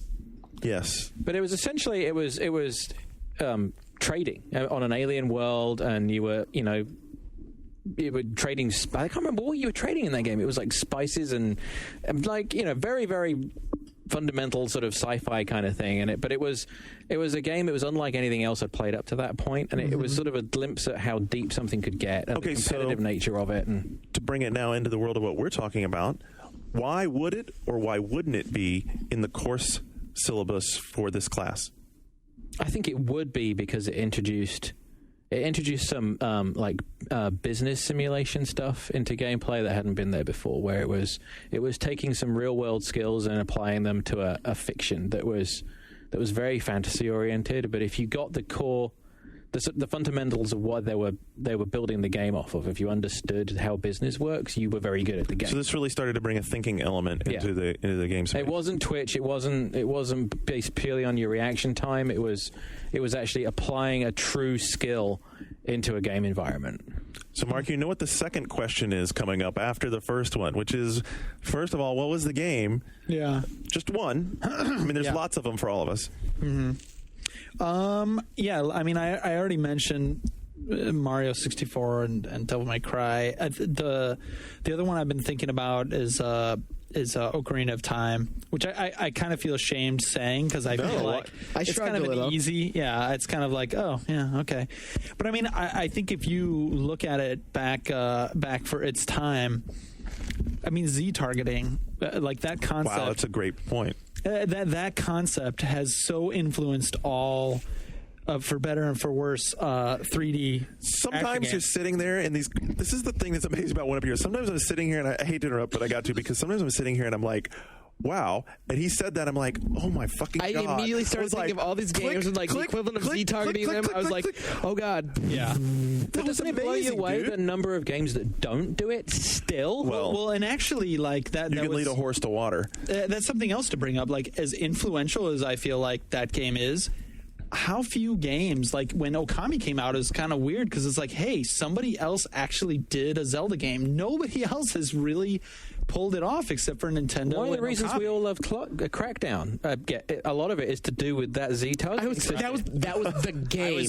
When he said Z-targeting, my first thought was... That was it. My first thought was Crackdown. Crackdown is a game built around that concept. Yeah, it's absolutely. And people won't talk about it or write about it in that context. So, but you have that, but you also have, like, here's a game that brought, like, a larger adventure aspect, like a large world that you're more or less free to roam. I'm not going to call it like the granddaddy of GTA, but you know, it does have like a big world where you feel like I'm not being led down this path. Here's the next thing that I absolutely have to do. It just feels like a world where you're just running around exploring it. The story I don't think is incredibly well told. It definitely has its flaws, but I mean, God, it just did so much right that I still like look back on that game and it's like, yeah. Ocarina was the first Zelda game I played because when I came over from England and I came onto EGM, the first Zelda game through the office that we played was Ocarina of Time. And because my gaming history is very different from you guys, and Nintendo just wasn't part of our culture. Right. It had some. It was all Sega, right? It was all Sega, and it was computer driven. And Ocarina was the first Zelda game I played. So everyone around me was going fucking mental over this thing, and I was like, okay, it's nice. And I played it. I think I was on the review. I don't remember. But one thing I can tell you is I don't remember the story. Right. So, Mark, why in or why not in the syllabus? No, well, I would say absolutely in. I mean, it kind of followed on Mario 64, but it was just another refinement on here's how you do a game in 3D. And Z-targeting is a big part of that, but I mean, I think all sorts of that, all different parts of that game are still still looked at today. It's still held up, you know, within Nintendo. I mean, Twilight Princess, people are talking about, okay, we're finally going to top Ocarina of Time. But as far as something so ahead of its time, as far as something that really did a game in 3D right, except for any fighting bats, that kind of stuff kind of sucked. But yeah, absolutely an in. So, Luke, do you want last or do I want last? You want last? I'll let you wrap up. I'll go next. How about that? I'll wrap it up. All right, so I'm going to come out of a more modern field, and well, I guess not more modern, it's same generation, and say Resident Evil. And the reason Resident Evil resonated with me was on so many levels. The first one being that the game mechanic was so bad. I was going to say. Oh my God. So I was going to say. Horrible. So you like tank gameplay? And I kept playing it. I'm like the world's biggest Resident Evil fan, but God, did you play like the DS game? And again? No, I didn't. You play it now, you're game. Like, how the fuck did I ever play it? But I did play it on GameCube and was drawn right back into it. I went, then that to me was like the first part of it was like, here's this game that playing it is not just a chore, it's a frustrating, irritating, aggravating, piss me off, pain in the ass, and I keep coming back to it.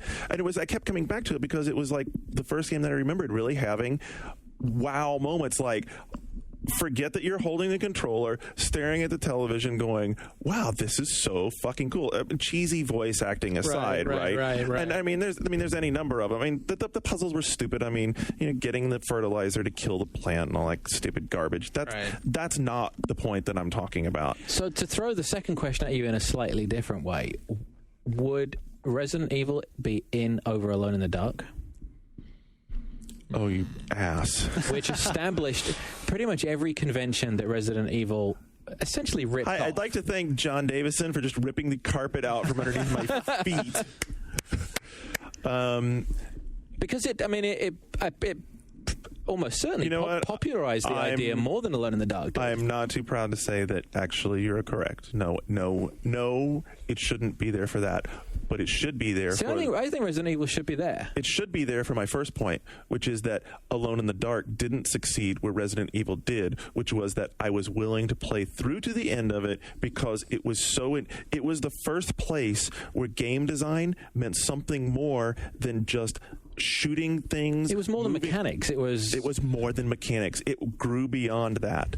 It went beyond that, and I was suddenly in this experience, and I gave a damn about the characters, and I was into it. Like the story in Resident Evil, reading the little diaries that the people had, the guy who's like slowly turning into a zombie. That was the first time since Ridge Racer that I really felt like the PlayStation was something special. There was a bunch of games that were cool, but I remember, the two games on PlayStation was Ridge Racer because it was exactly the same as the fucking arcade game, and then it was Resident Evil after that, the way you were like, oh my god. And as much as I loved Resident Evil 4, I still feel betrayed that they killed the Umbrella storyline.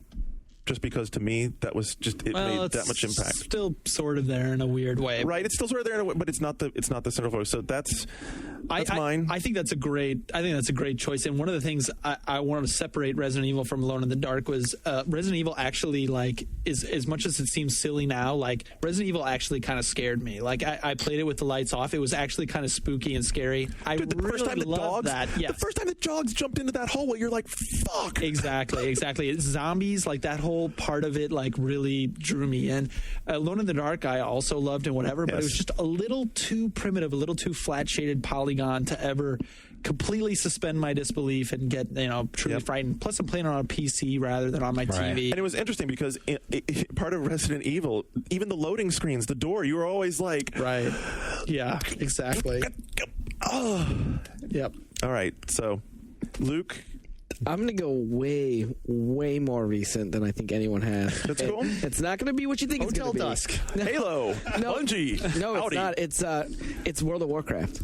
Oh, no, I didn't expect that from Luke. No, but World of Warcraft, for me, was, and maybe for World of Warcraft is a game that's taken the MMO beyond the sort of like the basement dweller, what you expect, swamp ass, sitting at your computer for 14 hours, camping spawns, waiting for things. It took EverQuest and evolved EverQuest.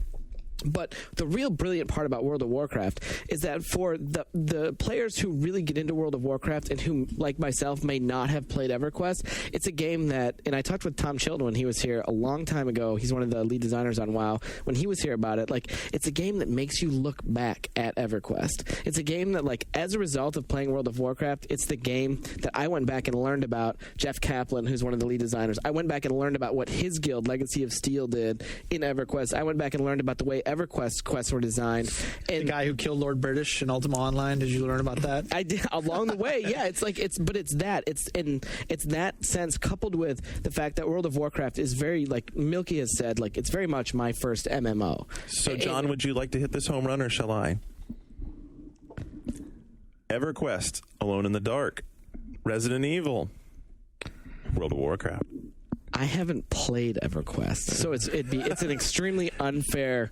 But as far as laying the foundation, and when you consider the fact that a bunch of the designers on World of Warcraft, especially Jeff Kaplan, who is the core of that World of Warcraft Raid and Dungeons design, team, he came from EverQuest. He was one of these outspoken guys in the EverQuest community saying, SOE, why the fuck are you doing it this way? You probably have to go back to EverQuest and start at EverQuest and use EverQuest to sort of like sprinkle in before you sprinkle the sugar before you have the WoW's dessert. also a good example of your favorite thing, and it probably has changed the business of video games more than just about anything. I mean, how do you argue with 8 million people? 8 million people pay $50 for a game and then another fee every month for the honor of playing it. I don't think there's any probably to it. You love the business side of it. I'll go out right now and I'll say it. WoW single-handedly saved PC gaming from the hell of casual games. Period. Yeah, and the other thing, I feel like it's a disservice to talk about WoW, not talk about the stuff that just the MMO genre offers. Ultimately, like the social elements. Like even if you think back to if you followed EverQuest and think back to the sort of the culture of spawn camping, and you had these guilds taking over parts of a server to kill a certain boss that spawned on a certain hour, to kill them so that you could key one member for one dungeon that you'll get to do approximately like 17 weeks from now when everyone's keyed. When you think back to all of that and you put all of that in context, I think that the MMO genre it's sort of, to me, probably the king of video games, the king of the modern video games. They finally delivered on the promise of MMOs. I mean, like, I remember hearing things about EverQuest and about Star Wars Galaxies was the one that Star Wars Galaxies should have been the best game I can ever. remember getting the original spiel on Galaxies and the whole idea that there was going to be this consistent timeline running in the background where, I mean, the way that they sold it to me was at some point in the timeline of this game, the Death Star will be destroyed. And if you have a spaceship, you can go watch it happen. I remember you saying that at E3 in a cab ride somewhere. And it was like holy the notion of that at this point on this day, if you're in the right place, if you're on Endor, you'll see it explode in the sky. It's if you have a ship, Yavin 4. Oh my God! Wow. I guess if you're talking about I think the glove just Return of the Jedi. the Vader glove just like evolved over Luke's hand there for a moment. But that was it was this whole this sort of getting events into an MMO and a specific thing happening at a specific time. They never actually delivered on it that I'm aware of. Well, Galaxies would have to be in the curriculum for the simple reason it didn't how not to do it, and not only just how not to do it once, but how not to do it twice. Cautionary because tale. not only is it Star Wars, and not only should it have been a great success, it hasn't failed once; it's failed twice. It should have been Dark Forces. The thing I want to talk about that John talked about is another thing about MMOs that's like sort of one of my big complaints about WoW, but that WoW got right with the whole opening the AQ quest line, which we've talked about before on the show. But it is the ability for players to tell stories, for there to be a persistent fiction taking place in the universe. And I guess for that, like, I'll answer twice and say that the game that does that right now, that people don't, that probably not very many listeners play, is EVE Online. The fiction of that universe is defined in the context of its player base, and that's the most next-gen way to tell stories, is when you have a community that's defining the storyline and the developers are defining the storyline in terms of the community. There's nothing more next-gen. That is an amazing story. Before we go any further on this, I have to ask you the question because all the rest of us ask us. I know your answer is going to be, but I want to hear the justification. Why is World of Warcraft going to be in the curriculum? World of Warcraft has to be in the curriculum because it is the jumping off point for your casual MMO player. It allows the casual MMO player to exist. Otherwise, in a game like EverQuest, in a game, isn't it the MMO player, period?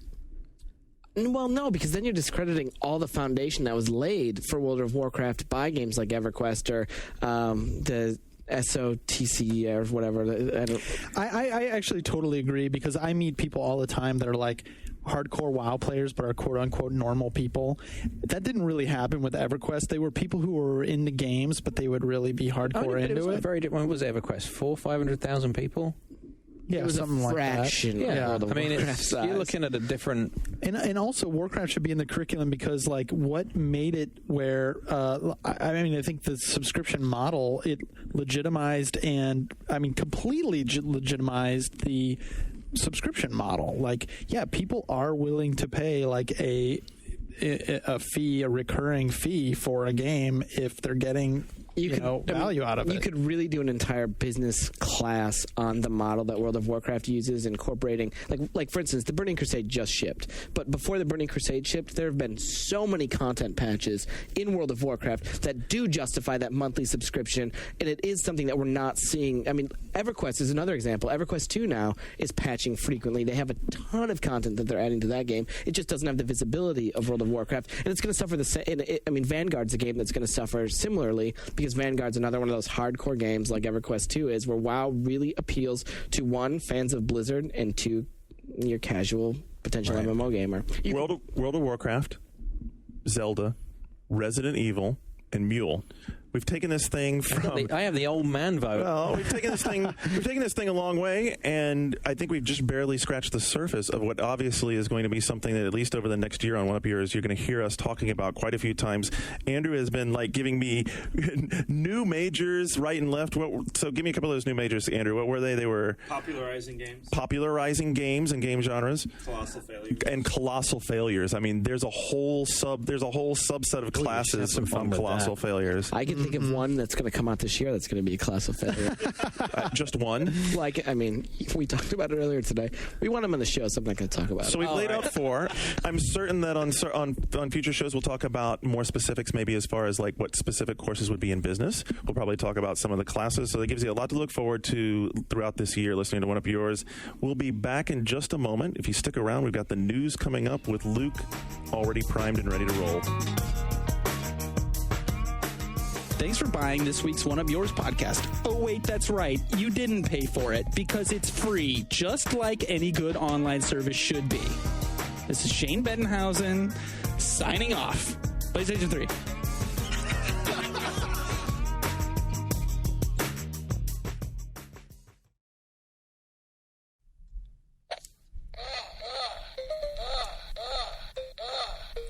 Oh, hello. I didn't see you there. But as long as you're here, let me tell you about EGM Live, the weekly podcast from the editors of Electronic Gaming Monthly, along with the wonderful sounds of... EGM Live comes action-packed with special guests, late-breaking news, fanboy-baiting commentary, behind-the-scenes tales of office tomfoolery, and trivia contests with fantabulous prizes. Download it now at egmlive.oneup.com or subscribe to it through iTunes. EGM Live is part of the One Up Radio Network, taped in the Ziff Davis offices in San Francisco. It is not actually live, and contest prizes are not guaranteed to be fantabulous.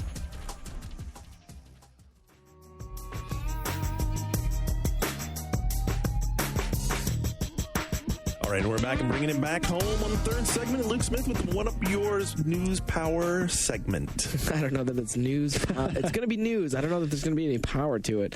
The first thing I want to talk about today is what Mark already spoiled earlier, that Sony fixed backwards compatibility in the PS3 update. Have you tested this at all, No. PS3 owners? You haven't checked it out yet? No. I tell you what about it. You know what John has tested? How long it takes to download. Oh my God! It took so. Why does it have to take so long? It's improving your hardware. It's free. Why are you complaining? It's free. It just feels longer because you can't do anything else while it's downloading. Well, it's the fact that you have to Switch inputs and play 360. Oh yeah, What's the maybe deal? do that. Maybe do that. So how Dude, do they fix that's it? like a couple dollars a month. I can't afford that. Now, I want to know about this because I had to fucking take my PS2 back out of storage and hook it up for FF12. How did they fix it?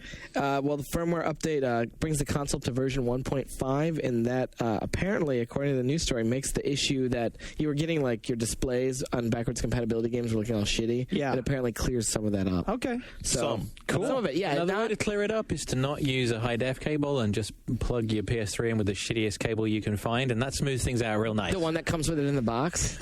I'm actually happy I can put my PS2 away. Are you going to talk about the other PS3 firmware thing in news? Oh, what is it? No, share. Phil Harrison hinted in an interview in the UK that when the European version launches on March 23rd, April. No, they confirmed it yesterday, confirmed. you troll. There's 300,000 units going to the UK, and it's like 1 million in Europe.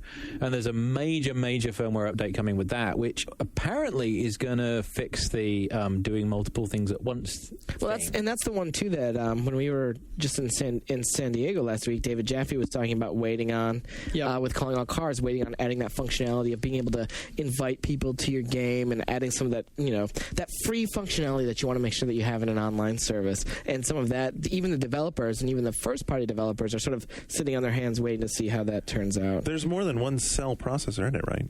only 100, right? I don't know. Sony's decided to use Microsoft's Project Gotham Racing 3 to promote Gran Turismo 4 / Looks pretty HD. There was an advertisement that appeared on the Sony-owned PSP Connect website, and that advertisement was for GTHD. But it also says underneath GTHD, it says Gran Turismo 4. And if that's not like enough of a confusing faux pas, the image in the story, the image in the advertisement is actually an image. As far as I'm aware, that car is not in the game either. Yeah, it's actually straight from Project Gotham Racing. Could that have possibly happened on accident? I'm just kind of wondering, how does this happen? Does somebody think nobody will notice? It's probably like some intern creating an ad. There's a Microsoft employee who's infiltrated the Sony Connect network and is undermining it from within. Major Nelson has sources everywhere. Sony and Namco Bandai have formed a joint studio called Namkai, kind of like Namkai Brangelina. I guess I'm that's still stuck on this horrible image of Major Nelson as like the spy lord with like his evil minions. So they've created Namco Bandai and Sony have formed a joint studio called Celius to help combat. We said Nintendo and Microsoft. Celius, which begins operations on March 6th, intends to take full advantage of the PS3 cell chip, as opposed to what, like a third of the PS3 cell chip, like other developers. I don't know necessarily what we're saying there. Ubisoft delays Wii games and Haze into 2008.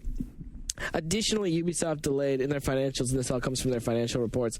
Ubisoft delays, and we had heard about this ahead of time, and we were asked to specifically not say anything about it until they would uncover it in their quarterly report, that the PS3 version of Ghost Recon Gra 2 has also been sort of shelved for a little while. It's still being made. I asked Ubisoft as soon as it wasn't on the Q1 release list and the 360 version was like, you guys are still making this, right? And the sort of the rub on all of this isn't necessarily about Ubisoft titles, but it is about that you're probably going to see other third-party games, like maybe even major third-party games, be delayed or miss their dates or not arrive day and date with their 360 counterpart. And what else came out of that Ubisoft financial? Wasn't there something about a lot of Wii games that they were making? Something like that? Yeah, a bunch Wii of games. Yeah, but they've delayed 4 of the Wii games, including Red Steel and Rayman both did really well in terms of Wii. So they went like number 2 and number 3 behind Zelda. Mm-hmm. The good news for Ubisoft out of this is no one knew what Haze was anyway. Yeah, it's like a free radical shooter, I guess. And so, okay. Microsoft released their quarterly information just yesterday, actually, and while their profits are down, their profits are still ahead of estimates. And while that sounds like good news, it's really not when you consider that a few weeks ago at CES, Microsoft said that in the next quarter they were expecting to have shipped between 13 and 15 million Xbox 360s. Well, there's an awful lot of Xbox 360s sitting in the retail channel, and that shipped sold figure has now decreased from 13 to 15 million, all the way down to 12, which is 1 point. They're basically expecting internally 1.6 million units between now and the end of the next quarter. Not so good. You know what? Both of them. I mean, as we've talked about, we can walk into a Best Buy and see PS3s. There's definitely some resistance to people. Bank of America did a study, and they said there's 78% of stores have PS3s in stock. There's some resistance to people now opening their wallets and spending that kind of money. Well, this is what we've been saying all along, where people who were decrying the 360 sales numbers last year during what are otherwise considered lean months, which I would say that we're certainly in, and we're experiencing, interestingly enough, another software drought as far as what we're getting out of PlayStation 3 and the Nintendo Wii. You're going to continue to see low numbers selling for the PlayStation 3, just like the 360 during the same span as a result of the price point. The difference is that the PS3 is actually meeting demand, where at this time last year, potential 360 owners were still sort of clasped into a shortage, and it still was a coveted item, where now, like John just said, 78% of stores apparently have them. Yeah, it was, late February, early March? It was around, like, Oblivion Ghost Recon. You could finally, you get a 360, and then you actually had software to play, too. Gears of War. Man, those Japanese, they don't like first-person shooters, but eat shit and die, and they'll take it. Gears of War sold the 7th most, it was 7th on the Media Create charts in Japan, which is, what does that put it at, though, really? It's like 32,000 units. Okay, so we're talking like world's tallest midget. We're talking like about as many copies of the game were sold in Japan as were sold in Detroit, Idaho. Okay? Yeah, exactly. That's big news because it's a 360 game, but relative to the audience that it found here, Not just 360, but also Western. Well, I mean, but consider too. Let's spin it another way. The 360's relative install base makes 32,000 units. Pretty okay penetration in Japan. Where was Lost Planet on that list? I don't know. Do you know? No, I don't know. Better or worse? Well, Lost Planet's been out longer, right? Oh, okay. Lost Planet shipped in December in Japan. Course, yeah. It shipped in January here. Bungie was in the news this week because apparently, if Edge is to believe, Bungie hates Halo 2. And this was a story that got a lot of traction on the internet because of a quote from technical lead on Halo 2, Chris Butcher, who describes the game as he fucking cannot play Halo 2. And the result of the quotes that appeared in Edge were like a series of stories that appeared across the blogosphere and other news sites that sort of decried Bungie's look at Halo 2. And today on OneUp we put up a story where we actually cornered some of the guys from Bungie and talked to them about how they feel about Halo 2. And Brian Gerard sort of clears the air the best. And we actually have Chris Butcher, and the Chris Butcher quote's going to be in the story. But Brian Gerard says, does the Bungie team hate Halo 2? Nah, of course not. But after making so much progress on Halo 3 and specifically setting out to fix things that we felt were shortcomings of the last game, it's hard for many to see anything but the bad parts of Halo 2 at this point. One of the reasons that we decided to do the story on the way that they looked at Halo 2 was, like Mark and I pointed out in the Brute documentary analysis, because of the way the Brutes are presented in that video, the Brutes look stupid because they're using debug versions of the Brutes that are sort of standing in front of the camera, doing nothing, standing there taking bullets, standing there, punching over and over and over, and they make them look excessively simple. So these comments sort of, in my head, stemmed a new, is this a way to market Halo 3 by sort of downplaying Halo 2? But Butcher's comments were a little bit excessive. I think so. I mean, it's very refreshing at the same time. It's very refreshing to have a developer, especially one on a game as successful as Halo 2, to be like, yeah, this kind of was done wrong, and that was done wrong, and that was done wrong. But I think they took it too far to the point where I'm like, I feel like they're insulting me as somebody who liked Halo 2 now. It's like, I cannot fucking play Halo 2. It's like, what? Really? Like, what are you playing then? What were you playing on your Xbox? Well, what they're multiplayer. What they're playing is Halo 3. And Mace Griffin. Oh, God. Wow, I haven't thought about that game since... Where the hell did that come from? I just had to throw him off. Character design's inspired by Samuel L. Jackson. But yeah, I'm like all for this was wrong, this could be better, and that could be better. But I mean, they took it way too far. The same thing with the Brute thing. Like, it wasn't that bad. Like, just be honest about it. More than 50% of owners didn't own the Xbox, according to Microsoft. With 50% of Xbox 360. Yeah, 360 owners didn't own an original Xbox, which is sort of Microsoft's way of saying, like, hey, look, we're expanding our demographic. But aren't they also saying that we didn't manage to attract everybody from last time? It seems to me that's what they're saying. Well, I mean, aren't a lot of the people from last time probably just waiting for a Halo game? What are a lot of people last time waiting for? I mean, what do you think the core games in the Xbox library, where I would say the Halo franchise, Fable sold over 1 million. Rainbow Six. KOTOR probably sold over 1 million. Brute Force. From the rumor mill, apparently BioWare may be working on PlayStation 3. Reports from Shack News indicated that an anonymous reader reported that BioWare co-CEO Ray... Man, how do you say that, John? You know him. Muzika? I don't know. I'm sorry. Dr. Ray. Dr. Ray. That's right. One of the doctors said that BioWare is working on a PlayStation 3 game. Not too far of a stretch if they're working with the Unreal Engine, right? Well, they're working on the Unreal Engine, and they're working on the DS. I mean, we're going to put something up next week that's going to explain why, if BioWare is not working on a PS3 game, they should be.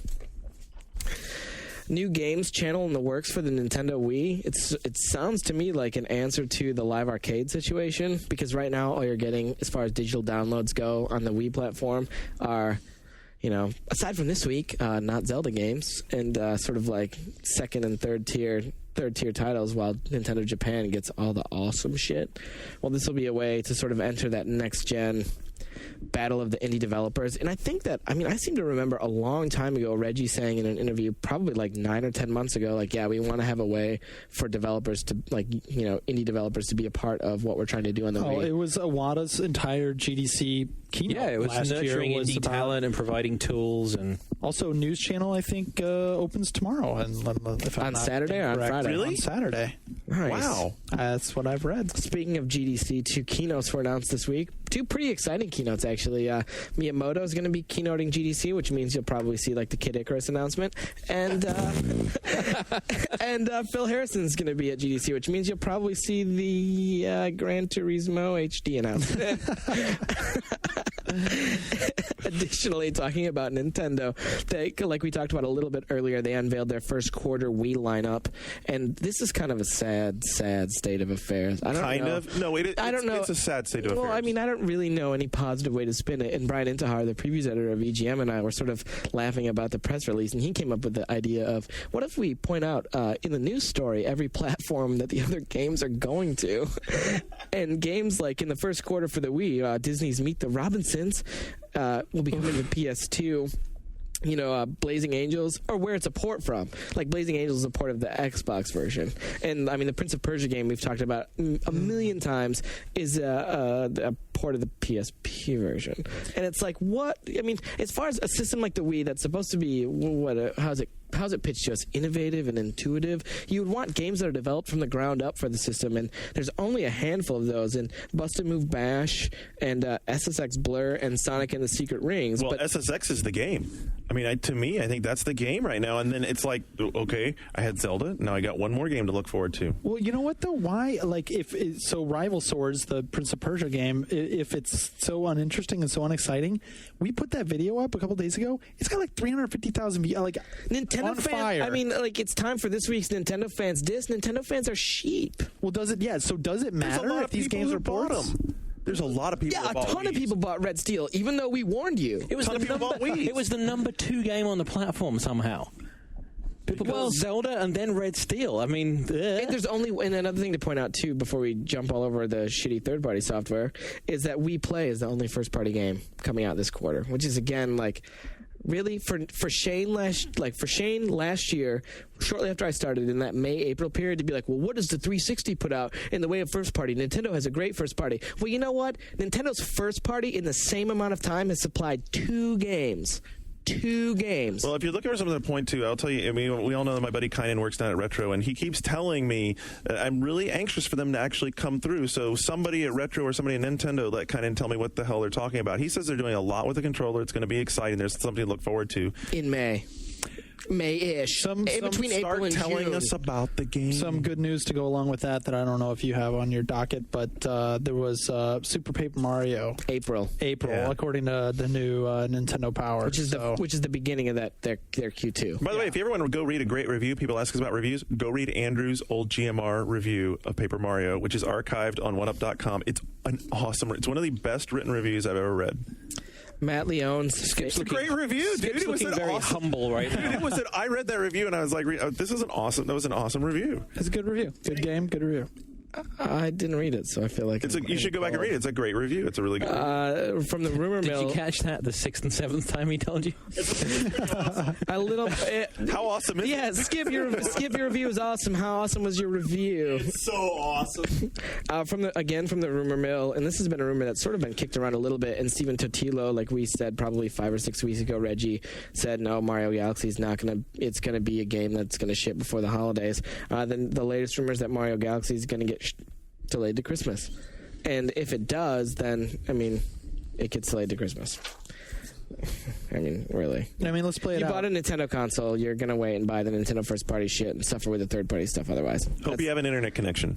Yeah. I hope you have another console that you're playing. You basically, this year, you got Mario Galaxy, Metroid Prime 3, and Smash Brothers Brawl. And Paper Mario. And now we know Paper Mario is earlier than people thought, but it's Paper Mario could be pretty exciting. Here are the big ones. I wouldn't expect too many surprises of that tier of games around it, so spread those out amongst the rest of the year. Kid Icarus, GDC Believe. Oh, fuck.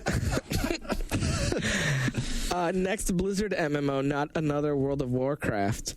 The thing that's interesting about that is that Blizzard's back at work on another MMO. Like, are they World of Diabloing it? Are they World of StarCrafting it? I mean, we've said on this show many times to expect that StarCraft 2 announcement this year. It's only been really I don't even know if that game ever got there was a game once that tried to do a massively multiplayer strategy game, right?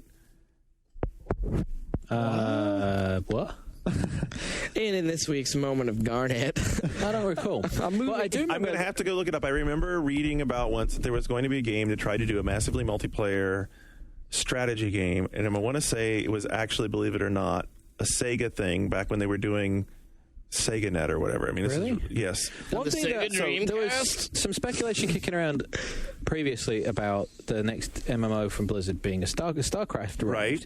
But one of the arguments against that is when you take something into the StarCraft universe, a lot of the, I mean, frankly, inane shit that people do in World of Warcraft, the StarCraft universe doesn't lend itself to, because it's all aliens and space marines, and Right. there isn't the sort of domestic stuff that people tend to do in Herbalism. Warcraft. The herbalism. Enchanting. You know, the people that, you know, make cookies for other, you know, the equivalent of making Cooking. cookies for other people. There's some There kind of isn't the equivalent of that, though. in StarCraft, really? In sci-fi? I mean, think about it broader. Just I mean, they Gruel experiment, making. right? But they experimented with it in Galaxies where you could be a barber or whatever, and no one wanted to be a Jedi barber. They wanted to be a Jedi warrior. It was Jedi stylist, and there were those of us who wanted to do that. Whoa! Okay, let's just, I mean, you know, But you know what I something mean? to be It's like- said for making nice clothing. in the sci-fi. I mean, there's a lot of people playing Warcraft and there's the sort of emergent nature of Warcraft is that there are groups of people that are doing stuff that has nothing to do with the questing and has nothing to do with anything else. It's very community focused, and the universe lends itself to it. Whereas StarCraft is much more warlike and much more aggressive as an environment.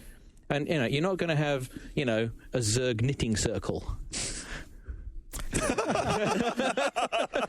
Listen, considered that for a second. none of my characters are tailors, though I'm sometimes wish that they were. Zerg knitting circle for the win. It was 10-2. The 10-2. That the was leader of the Catholic faith, the Pope, interestingly enough, and to the surprise of no one, has condemned games that exalt violence and trivialize sexuality. Here's the quote. Any trend to produce programs and products, including animated films and video games, which, in the name of entertainment, exalt violence and portray antisocial behavior or the trivialization of human sexuality is a perversion, ... It is all the more repulsive when ... directed at children and adolescents. How could one explain this entertainment to the countless innocent young people who actually suffer violence, exploitation, and abuse? Not to be cold or malevolent, but like the people who suffer violence, exploitation, and abuse. It seems like the Pope is talking about like those third world countries, and they don't have the DS anyway, so it's not really a big deal. You're like, they're playing Sega Master System right now, you know, Pope. they're like, they still think the Dreamcast is awesome. I mean, okay? first the Islam thing, now this. The Pope is just alienating one group after another. Those Catholics are going to turn on him so fast. It's all right. He has the Pope mobile. Darn it, that's it. I'm winded. You didn't do the Unreal Engine? Oh, Unreal on Square Enix. Yeah, I moved it to the bottom to talk about because you were all into this. Because I So think it's really what's up with the White Engine? I thought that was like the key to Square Enix's next gen development. What's the deal? so- Mark Rain's happy. Let's say what it is. Well, Unreal Square Enix announced that they are licensing the Unreal 3 engine, like the rest of the game development community, to build their games. Does that mean that the White Engine, which was the proprietary engine that was being developed for Final Fantasy 13, is in trouble? Well, they're using it for 13, and then they're saying that's the last one, which I think is weird. But I wonder. So does this mean Dirge of Cerberus 2? It means Gears of 13. It's going to be awesome. If they were going to stick on, I've already PS3, got my name down. Parasite Wars. Like just to sound hopeful, if they were going to stick on PS3, like if they're going to make the 13 engine, couldn't they just use that anyway? The Unreal Engine, the one thing that it does have is it works on PC, it works on 360, it works on PS3. I see what you're doing, Mark. I see what you're doing there. Somewhere Shane's crying. Can you hear those tears? Can you hear him? I can hear him weighing. All right. I think it's really cool because this is something that Mark Rain's been talking about for years, and maybe the business has finally matured enough that you can have tech people making the tech part and let the game, the designer part of it, the artistic Content part, people doing the content, people yeah. doing content, and not fucking around with the hardcore coding. Well, I remember when Ryan Payton was here, he was talking about like the Kojima Productions team, who are no slouch at graphics in themselves. Japanese team, hardcore Japanese team, were looking at Gears and just being like, wow, how did they do this? And so they apparently weren't the only ones. Square also does consistently some of the best graphics in the business. Well, remember, too, Lost Odyssey, the 360 title, is running on the Unreal 3 engine, even though it took representatives from Epic going over to Japan to help get that engine up and running. I mean, this is another situation where you're seeing Mark Rain and the Epic's tech infiltrating a new market. We should get Alex Ward on the show at some point, because a lot of this is what Renderware was originally supposed to be, which got completely derailed when EA bought them.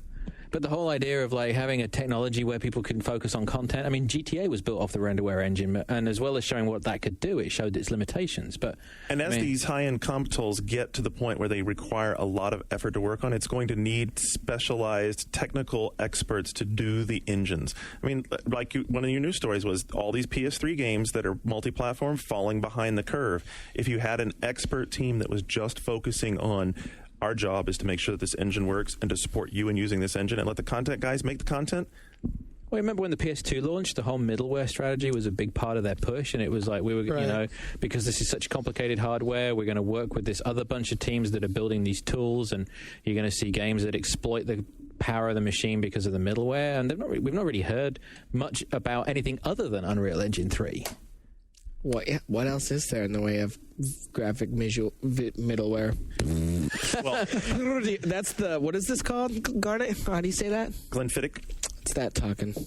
It says hi. If this is the beginning of that era, maybe the chances that there'll be more people developing those engines, like the Project Offset guys, which we had in the office a few months ago, who showed off that beautiful engine but didn't have a publisher and has already had their engine picked up for another project. Red 5 is using their engine, actually. Exactly. Those guys are guys that I've talked to a little bit on and off, and those are guys who I'm definitely interested in seeing what they're working on. Exactly. So maybe we're at the another one of those turning points where things change. That's the kind of stuff you hear when you listen to the One Up Years podcast, and also the kind of stuff you can talk about when you come on boards.oneup.com. So come on, let us know what you think. We have a lot more to talk about in future second segments on the Gaming University and what it means to be gaming literate. We want your input. We want to know how to form this course subject matter. Make it work for you. Till next week, we're Ghost.